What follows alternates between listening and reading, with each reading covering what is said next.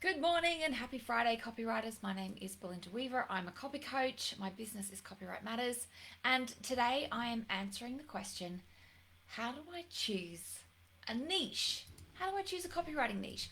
This is advice we hear a lot.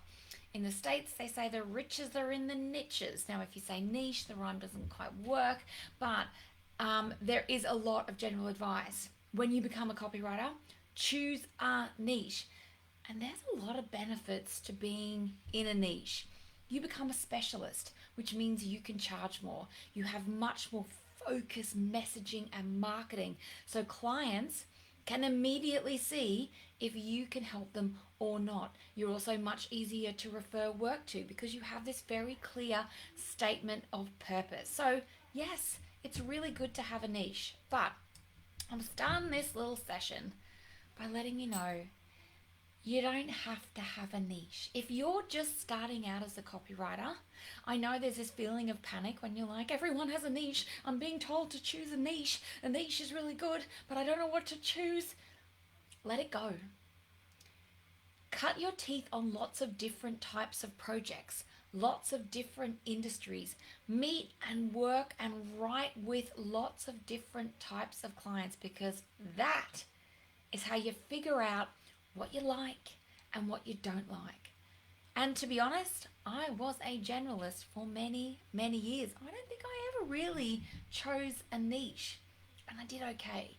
You could do okay. In fact, I loved not having a niche. I loved the variety. I loved being able to write for all kinds of businesses and all kinds of projects. It made copywriting work more interesting to me. So with that out of the way, permission granted. If you don't know which niche you want, it's okay. You will be just fine. Now, that doesn't mean you don't have to market. You may have to work a little bit extra in having clarity of your marketing and messaging, but it is not impossible. All right, let's get to it. How do I choose a copywriting niche? There are different types of niches that you can choose from. Okay, the first one is an industry. You can niche as a medical copywriter, a health and wellness copywriter, a SaaS copywriter, an e-commerce copywriter.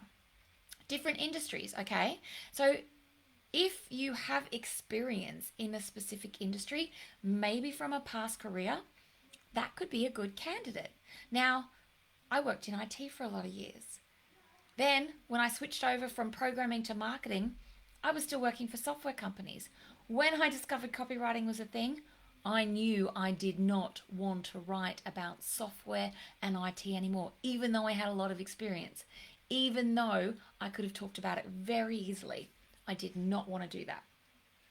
So just because you got experience as an accountant, a lawyer, a landscaper, does not mean you have to choose that as your niche in copywriting.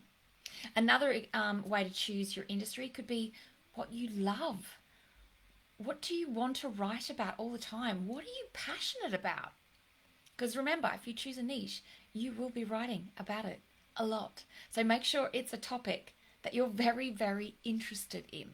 So that's industry niching. You can also niche by project type.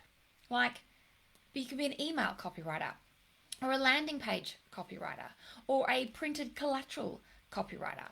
So, do you have a lot of experience and you really enjoy doing SEO or emails or landing pages? A specific type of copywriter is definitely, type of project, I should say, is definitely one way that you can niche. You can also niche by project and industry. You could be an e-commerce email copywriter. So there are lots of different ways you can do it. Another type of ways you can niche your skills is kind of by category.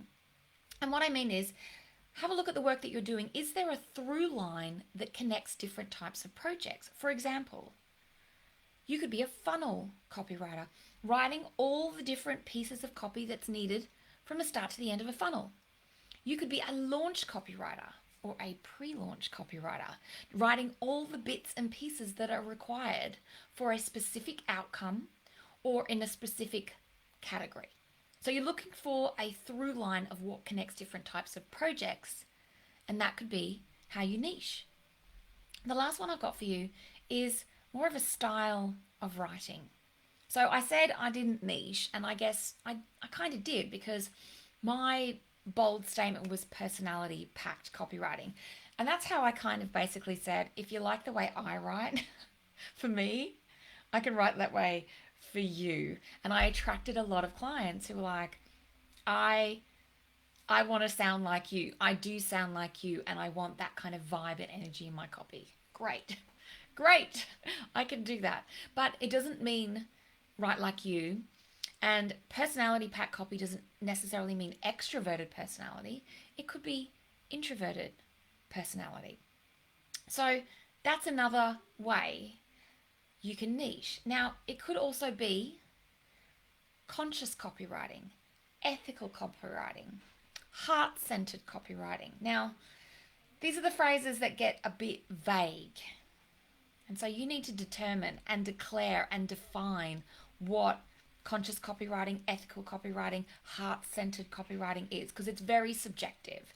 And your goal, if you choose a niche, is for potential clients to be able to self-select immediately as being in the right place, that you can solve their problems. And if you're using terms like heart-centered and conscious and ethical, you want to make sure that those labels are what your ideal clients call themselves all the time. So there's this instant spark. As soon as someone's like, oh, I think so, but I'm not sure, you need to work on your labeling. That's all it is. So there's a couple of different ways you can niche. You can niche by industry. You can niche by project type. You can niche by category. You can niche by style of writing. You can niche by mixing and matching combinations of those. But I think the key to remember is, firstly, if you don't know where you want to niche, you don't have to niche. Do more work and figure out what you love, what you don't want to do, because sometimes knowing what we don't want to do is how we are able to articulate what it is we want to do. The type of people you love to work with, the outcomes you love to achieve for people, all those things can help you figure out if there is a specific type of industry, style, category, project that you would just love to do all the time. Because that's the key. When you niche, that is what you are going to be doing. It doesn't mean you can't say yes to other projects, but with your laser focused messaging, that's the work you'll be doing most often. And so make sure that it's something that you're actually interested in doing.